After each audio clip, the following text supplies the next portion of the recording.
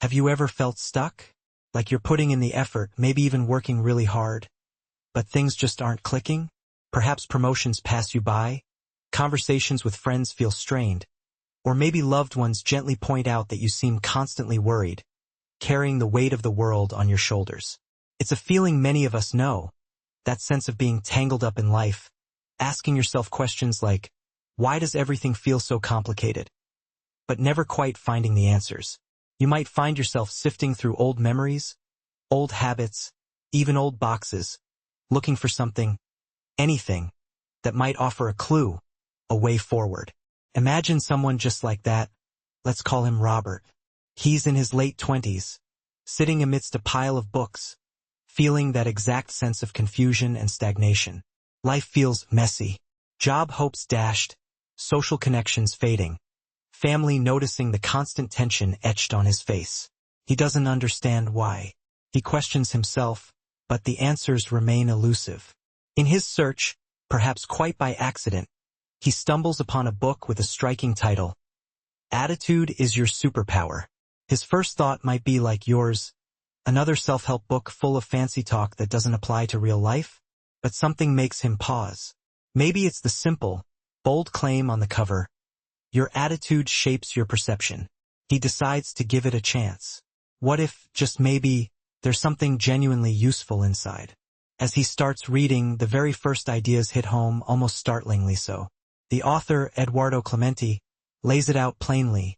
Your attitude, your fundamental outlook on life, isn't just an internal feeling. It actively shapes how you interact with the world, the relationships you build, and the opportunities that come your way. Think about it. A positive attitude doesn't just make you feel better. It acts like a magnet, drawing people towards you, making them want to collaborate, connect, and support you. It naturally opens doors, creating possibilities where perhaps you only saw walls before.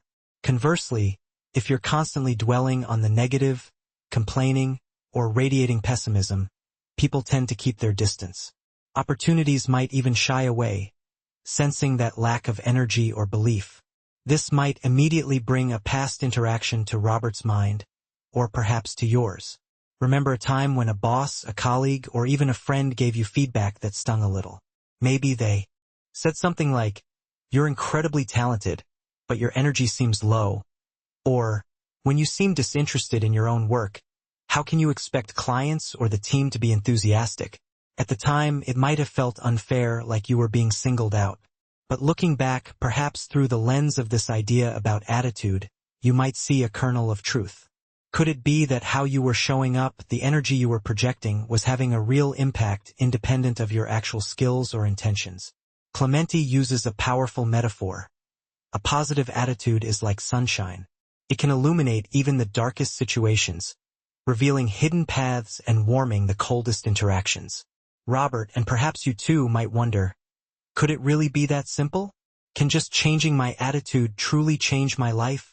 It might sound like something your grandmother used to say, think positively, and good things will happen. Wisdom often dismissed in the whirlwind of adult life. But the book clarifies an important point. This isn't about plastering on a fake smile or pretending challenges don't exist. It's not about toxic positivity. It's about a fundamental shift in your mindset. It's about consciously choosing to see challenges not as roadblocks, but as opportunities for growth. It's about viewing setbacks not as failures, but as valuable lessons. The real question then becomes, can you do that? Can you genuinely look at a disappointment, a rejection, or a mistake, and instead of spiraling into negativity, ask yourself, what can I learn from this? How can this make me stronger or wiser? It's a profound shift.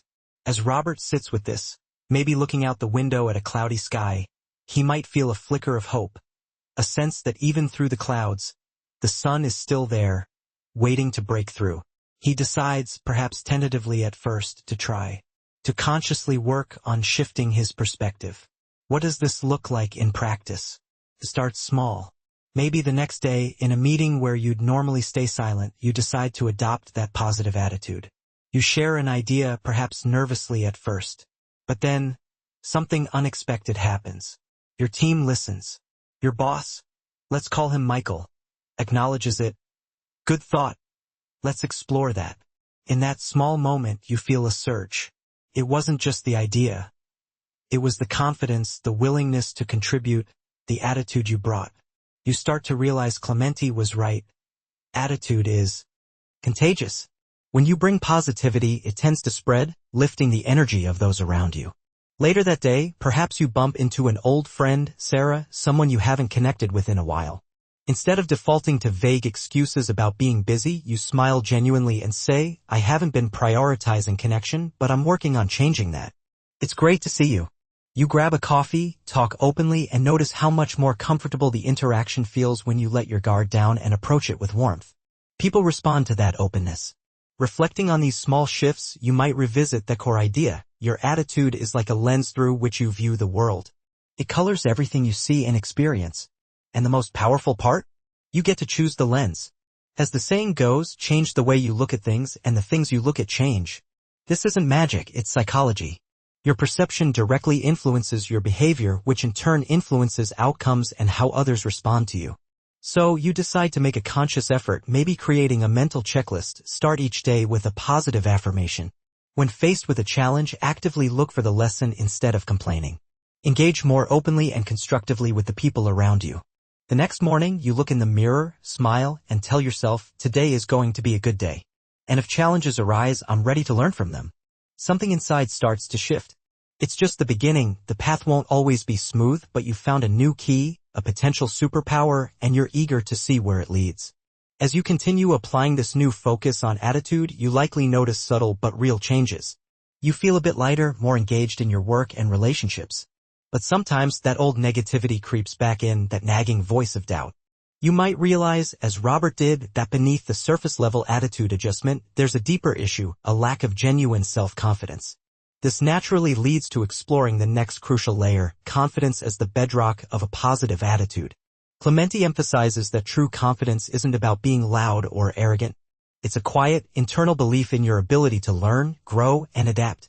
It comes from acknowledging your strengths and being willing to work on your weaknesses. It's about self-acceptance coupled with a commitment to continuous improvement. You might ask yourself, as Robert did, do I truly believe in myself? Do I understand my own capabilities? The answers might not come immediately, but the questions themselves are important. They prompt deeper self-reflection. Imagine facing a situation you usually avoid. Maybe public speaking, taking on a complex task, or having a difficult conversation. Let's say your boss, Michael, asks you to give a presentation. Your immediate reaction might be panic, a desire to deflect. Maybe someone else could do it? I need more practice. But Michael, perhaps sensing your potential, encourages you. Practice happens by doing. You can handle this. Just trust yourself. Your hands might feel cold. Your heart pounds. But then those words from the book echo. Confidence is not about being perfect. It's about showing up despite the fear. So you take a deep breath. You prepare diligently. You step up. As you start speaking, focusing on the material you know well, something shifts. Your voice steadies. Your confidence grows with each point you make. By the end, the team applauds, and Michael gives you a genuine smile. Great job. See? You just needed to trust yourself. That evening, walking home, you feel a sense of accomplishment that goes beyond just completing the task. It's the feeling of having faced a fear and overcome it. You realize how true it is. Confidence isn't an innate gift bestowed upon a lucky few. It's a skill built incrementally over time. Every small victory, every challenge overcome, adds another brick to that foundation. Think back on your own life. Can you recall moments where you pushed through fear? Maybe participating in a competition as a child, starting a small project with friends in college, or handling that difficult presentation at work. These weren't just isolated events. They were building blocks for your confidence, even if you didn't recognize them as such at the time. Recognizing this pattern is empowering. This newfound understanding might inspire you to take another step outside your comfort zone. Perhaps there's a challenging project at work, one that requires leadership, something you've always shied away from, feeling you weren't ready for the responsibility. But now, armed with the idea that confidence is built through action, you decide to challenge yourself. You approach Michael, "I'd like to lead that project."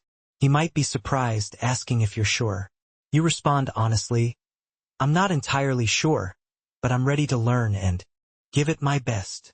That willingness, that spirit, is often exactly what's needed. The journey won't be seamless. Leading the project, you'll inevitably encounter hurdles. Maybe you micromanage initially, and a team member, let's call her Sarah, gently points it out. You don't need to dive into every detail. Trust the team. Instead of getting defensive, you pause, reflect, and realize that confidence also means trusting others and empowering them. You adjust your approach. Slowly, the team's performance improves. You find yourself speaking up more confidently in meetings, welcoming feedback, and admitting mistakes without feeling diminished. You internalize another key insight. Embracing challenges expands your confidence zone. Each time you step out of what's comfortable, your capacity grows. Eventually, the project concludes successfully. Michael commends your progress. "You've come a long way. I'm proud of how you handled this." That praise feels different now. It's not just external validation. It's confirmation of the internal shift you've experienced.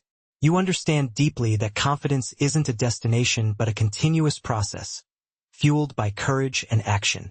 And crucially, you see how this growing self-belief naturally radiates outwards, strengthening your positive attitude. You might jot down some key takeaways. Confidence means trusting yourself. Mistakes are okay. Learning from them is essential. Every challenge is a growth opportunity. This foundation of confidence feels solid, preparing you for the next layer of personal transformation. With growing confidence and a more positive outlook, you start navigating life with a new sense of capability. But challenges don't magically disappear. Life continues to present tests, big and small. This awareness leads you to the next vital concept, embracing a growth mindset. Clemente explains that this isn't about already knowing everything. It's about believing you can learn anything. It's a fundamental shift from seeing your abilities as fixed to seeing them as malleable and capable of development through dedication and hard work. Think about how you typically react to difficulty. Do you see it as proof that you're not smart enough or skilled enough, a fixed mindset? Or do you see it as an interesting puzzle to solve, a chance to stretch your abilities, a growth mindset? Clemente argues that viewing challenges as opportunities unlocks immense potential for growth, pushing you beyond your current limits. This might trigger a memory, perhaps of struggling with a subject in school like Robert did with math. Maybe you failed a test and concluded, "I'm just not good at this," effectively giving up. But what if back then someone had framed it differently? Failure doesn't mean you're incapable, it means you need a different approach or more effort.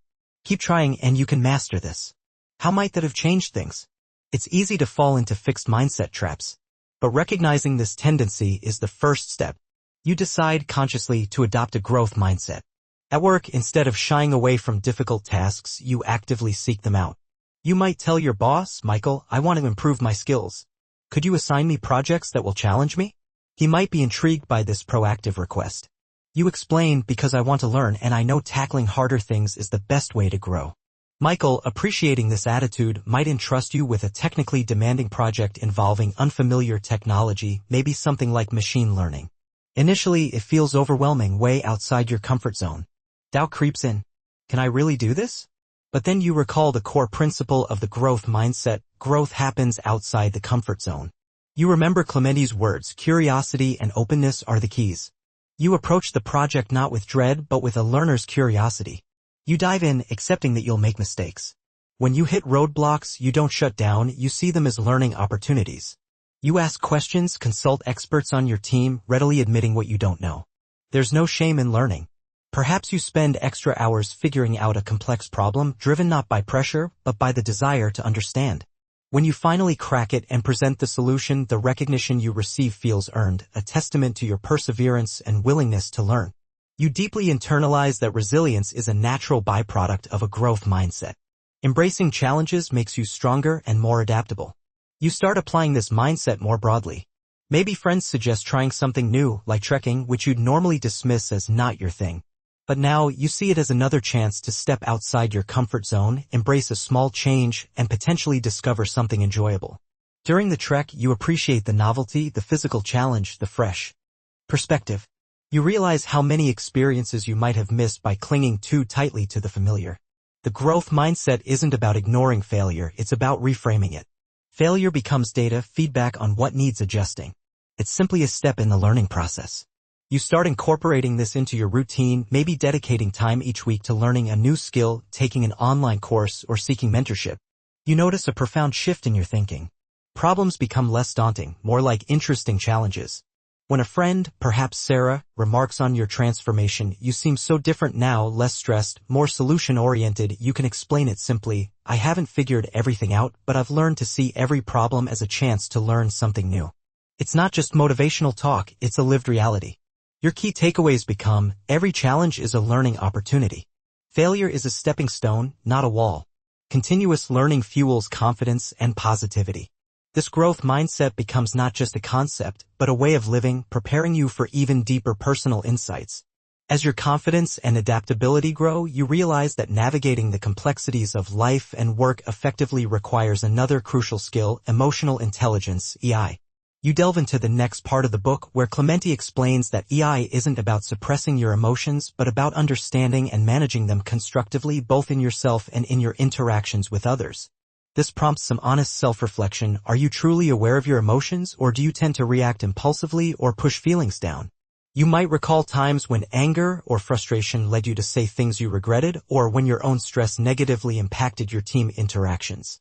Clemente emphasizes that self-awareness is the cornerstone of EI. You can't manage what you don't recognize. So, you might start a simple practice like keeping a small notebook or using a notes app to briefly log strong emotions as they arise: anger, frustration, anxiety, even joy. What triggered the feeling? How did you react? Over time, patterns emerge. You begin to understand your emotional triggers and habitual responses. Imagine a situation at work. A team member, let's call him David, makes a significant error in a report. Your initial reaction might be a surge of anger. In the past, you might have stormed over and unleashed your frustration. But now, equipped with growing self-awareness, you pause. You recognize the anger rising. You ask yourself, will yelling solve the problem? Will it help David learn or just make him feel defensive and demotivated?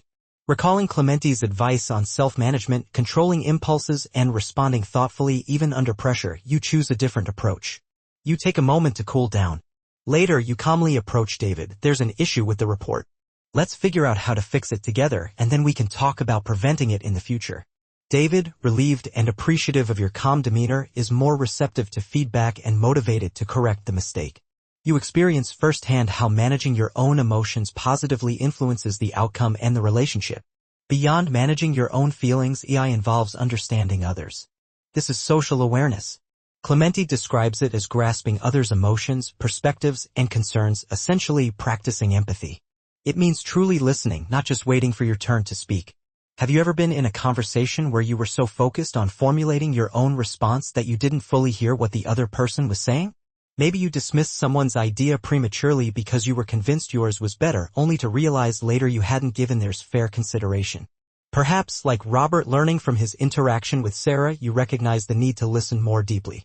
When you truly listen, you make others feel heard, valued, and respected, which is fundamental to building strong relationships. Finally, EI culminates in relationship management, using your awareness of your own emotions and others to navigate interactions successfully. This involves inspiring others, influencing positively, handling conflict constructively, and fostering teamwork. Imagine being tasked with leading a high-stakes project involving multiple teams. As deadlines loom and stress levels rise, conflict inevitably simmers. Someone voices doubt. I don't think we can finish on time, this is too difficult. Instead of dismissing their concern or resorting to authority, you draw on your EI skills. You calmly acknowledge the pressure. I know it's challenging, but I believe we can do it together. Let's talk openly about the roadblocks. What specific support does everyone need? You make time for individual check-ins, actively listening to concerns, offering solutions, and reinforcing belief in the team's collective ability. You realize leadership isn't just about assigning tasks, it's about understanding and managing the emotional landscape of the team. As Clemente puts it, it's about inspiring, influencing positively, and resolving conflicts constructively. When the project succeeds, the sense of shared accomplishment is amplified by the positive, supportive environment you helped cultivate. You internalize the key lessons of emotional intelligence, understand and manage your own emotions. Seek to understand the emotions and perspectives of others. Build strong relationships through empathy, respect, and constructive communication. This skill set feels like another vital piece of the puzzle, enhancing not just your professional effectiveness but the quality of all your relationships. You're becoming more attuned, more adaptable, and more capable, but there's one final, overarching element to explore. As you progress on this journey of self-improvement, mastering attitude, confidence, growth mindset, emotional intelligence, and adaptability, you arrive at the capstone concept, purpose. Clemente argues that purpose is the ultimate driver, the internal compass that gives direction and meaning to everything else.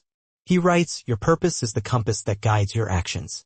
When you have a clear purpose, every decision, every challenge, and every opportunity becomes meaningful. This prompts perhaps the most profound questions yet. Why are you doing what you're doing? What is the underlying meaning behind your efforts? Is it just about climbing the ladder, earning more money, or achieving external validation? Or is there something deeper, something more intrinsically motivating? You might realize, as Robert did, that much of your focus has been on tasks, projects, and daily routines without consciously connecting them to a larger why. Finding your purpose isn't always easy. It requires introspection.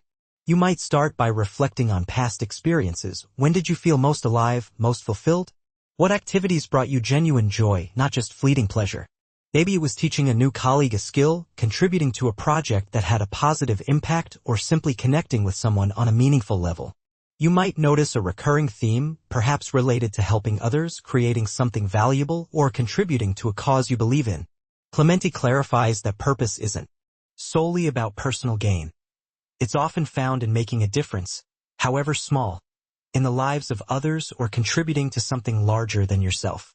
It's about aligning your actions with your core values. As you clarify your purpose, perhaps realizing, like Robert, that it involves not just personal growth but also empowering others, you gain a powerful new lens through which to view your life and work. Imagine an opportunity arises at work, maybe leading a leadership training program, as happened with Robert. Previously, you might have seen it just as another responsibility. But now, viewing it through the lens of your purpose, e.g., helping others grow, it takes on new significance. It becomes a chance to live your purpose, to share the lessons you've learned, the importance of attitude, confidence, growth, EI, and adaptability. You approach the task not just with competence, but with passion and authenticity. During the training, you share your own struggles and breakthroughs honestly. You talk about overcoming fear, learning from mistakes, and the power of shifting perspective, referencing the very principles that transformed your own journey.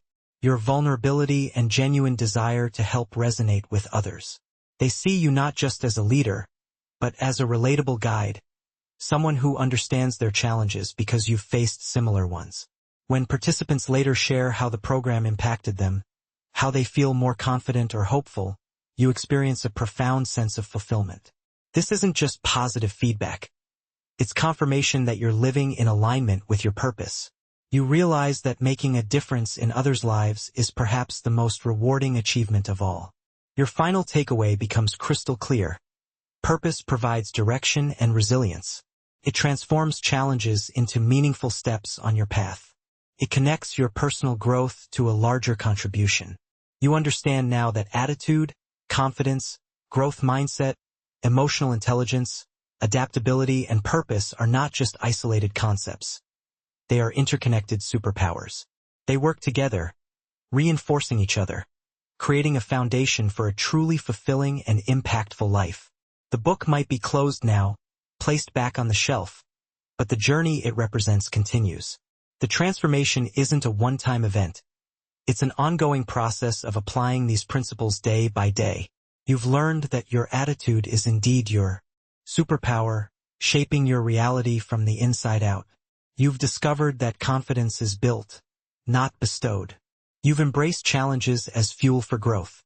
You've cultivated the awareness to manage emotions effectively. You've learned to adapt to an ever-changing world. And you've connected it all to a deeper sense of purpose. This isn't just a summary of a book. It's become a potential roadmap for your own life, a reminder that you hold the power to shape your experience and, in doing so, positively impact the world around you. The journey continues, and now, you have the tools, the mindset, and the superpowers to navigate it with intention and grace.